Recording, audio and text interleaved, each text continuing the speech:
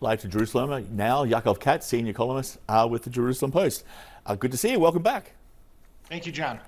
So has Netanyahu kind of thrown down the gauntlet here in a way to the Supreme Court, saying, he's going to reappoint this convicted tax felon, Aryeh Deri, to a senior government position? His appointment was earlier struck down by the Supreme Court, saying it was very unreasonable for him to be in that position of authority because, of his recent criminal charges on tax charges. So it seems that we're heading for this confrontation, whether we like it or not. Look, one of the reasons that Netanyahu and his coalition passed this bill that will take away the reasonableness clause or grounds from the Supreme Court was basically to be able to reappoint Aryeh Deri, who's a longtime ally of Netanyahu and his party's inside the coalition, but he hasn't been able to sit inside the cabinet or the security cabinet for that matter because of the earlier Supreme Court decision due to Aryeh Deri's double conviction as a criminal convict, basically. Once for bribery, another time more recently for tax evasion. This will allow him to be reappointed to the cabinet, but I think it's bigger, right? The prime minister tries to talk about this like he did with Wolf Blitzer as a minor correction to democracy. He referred in a different interview to the protesters, as you mentioned, as being silly.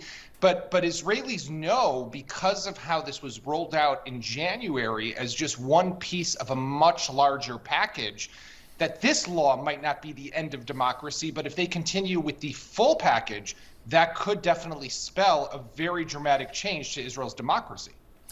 And that's the point, because Netanyahu may not want to move forward with this, and there's some debate whether he wanted to put this all, to one side and just forget about it and move on.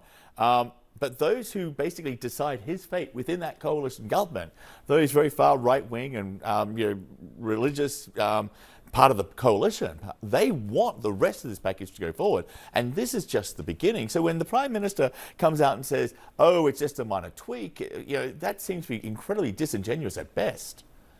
Yeah, well, you're 100% right, John, in your analysis here that the prime minister doesn't want this, right? He might have wanted it in the beginning. Maybe it would have been able to help his corruption trial. Let's remember that he himself is standing trial for bribery, fraud, and breach of trust. So it could be that some of the corrections originally or changes that they wanted to do with, for example, how we appoint our Supreme Court justices, which has in the meantime been shelved, that might have potentially have helped his trial.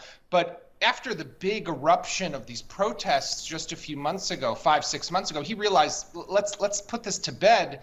This is not in my interest, but his partners in the coalition, those very extreme far-right partners, they want this for ideological reasons. They want this because they really want to see the balance in Israel, the balance between the judiciary and the legislator and the executive branch. They want to see that change. And Netanyahu is something of a hostage to them because as Israel's government is the system, you are a coalition system. And if you do not give your partners what they want, they always have the potential to bring down your government. And because of his trial, once again, he wants to stay prime minister. So he needs to keep this government in place so he could stay prime minister, continue to fight his trial from the seat of prime minister, but that means he also has to keep on giving these partners what they want.